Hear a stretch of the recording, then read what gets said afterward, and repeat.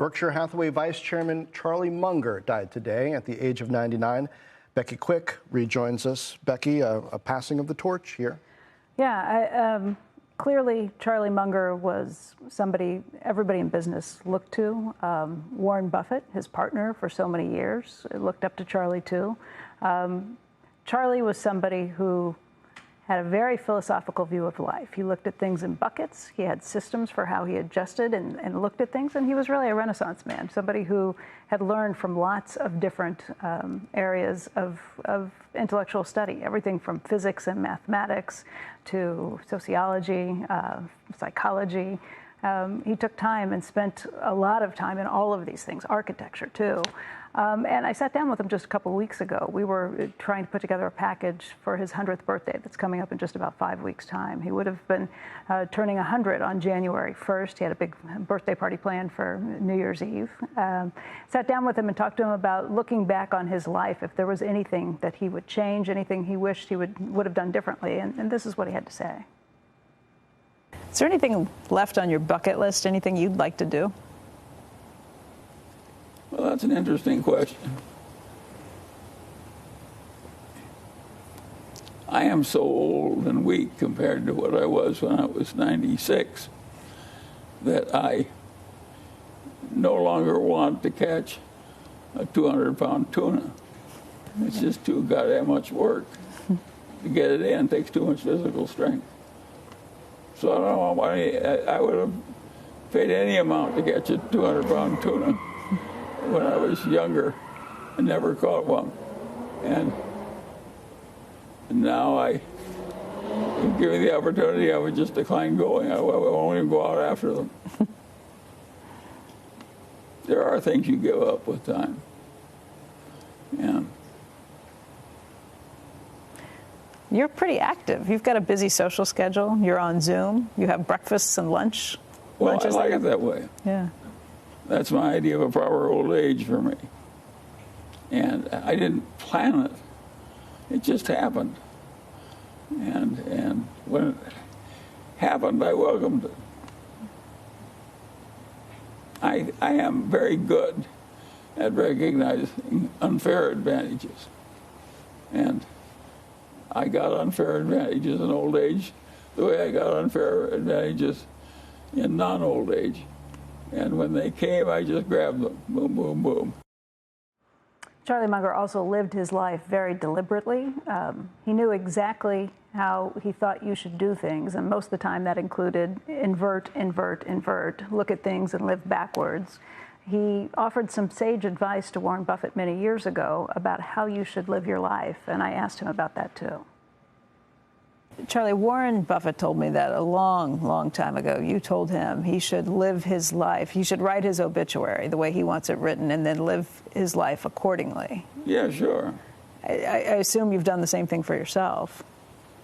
Well, no, I've written my obituary the way I've lived my life, and if people want to pay attention to it, it's all right with me.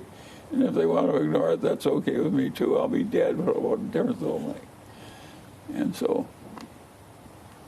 But I think it's not a bad idea. Listen, Warren and I both live in the same house for decade after decade after decade. All our friends get rich and build better, bigger and better houses.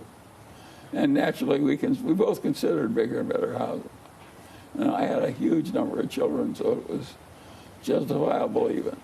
And I still decided not to live a life where I look like the Duke of Westchester or something, and I was going to avoid it.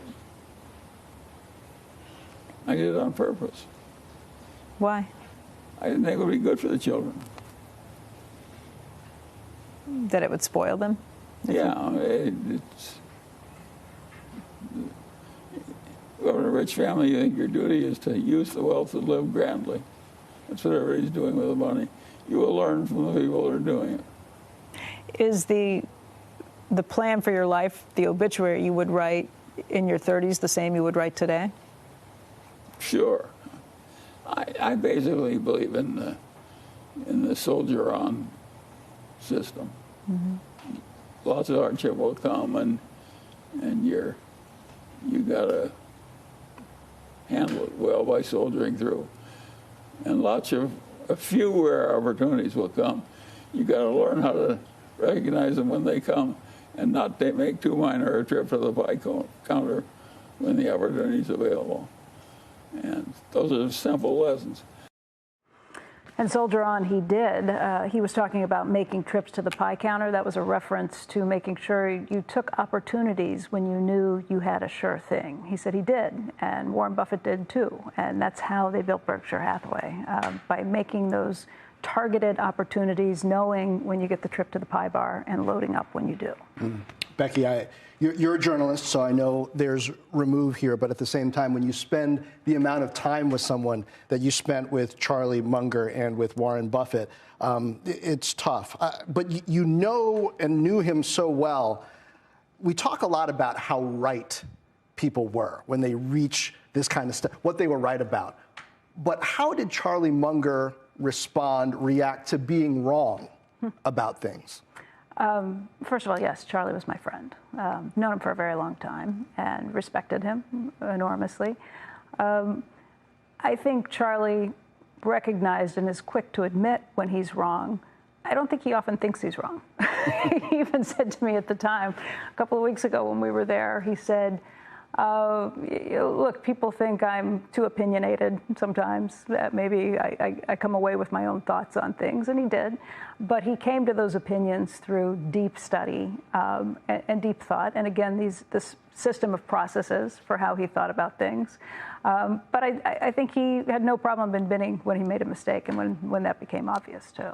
One of the clearest examples of his different thinking, to me, I didn't know him personally, was this dorm design. You mentioned his interest in architecture. It makes sense to me, but to a lot of people on paper, the idea that people would live in these dorms without windows, but then, really socialize in big, well-lit common areas. There's a bit of an uproar over that, but he stuck to his guns. He did. He was willing to make a gift of a lot of money. I think it was over $100 million that he was willing to donate to the school in California if they would take and use it to build student housing using his own designs. He was an architect. He designed the house that we did that interview in 70 years ago. Lived in that house for 70 years, designed it himself, and he had these thoughts about it. In fact, he did one at the University of Michigan, which also has no windows, and they accepted it. So it was built there. His thought process on this, and I did talk to him about this at one point a few years ago, his thought process on this is that, yeah, you're not going to get a window, but you get your single room, a place where you can go if you want to stay. But he didn't want it to have windows and have people to stay in their rooms. He wanted them to go there to sleep, to study if they needed to, but then to get out into the common areas and meet with other people, because he thought it was really important to kind of push people out to socialize and interact face to face. And where I went to school, DePaul University, sororities did something like this. It was called cold dorms, and you'd have, I've never been in one, but you'd have these bunk beds without windows. I've never been in, and they would sleep in there, but socialize in the social space. So there's some legacy of that and of it working, even though a lot of people. By the way, Charlie would not think he was wrong on it. He thought he was right. I'm sure. And such a track record, such a personality. Yeah. We're getting close to the end of the hour, but what's going to stick with you, either moment-wise, wisdom-wise, about Charlie Munger? Look, Charlie is the fastest brain, I think, of just about anybody you've ever seen. Warren Buffett says that he can look at any deal and pick it out faster than any person on the planet and know what's wrong, what might work with it, what might be wrong. But it was the same thing with just about anything you fed him. You feed him a problem, and he could spit back and answer instantaneously. And he'd think through so many different things. He was opinionated, sure, but he was kind and a very decent person, and that's what I'm going to miss most about.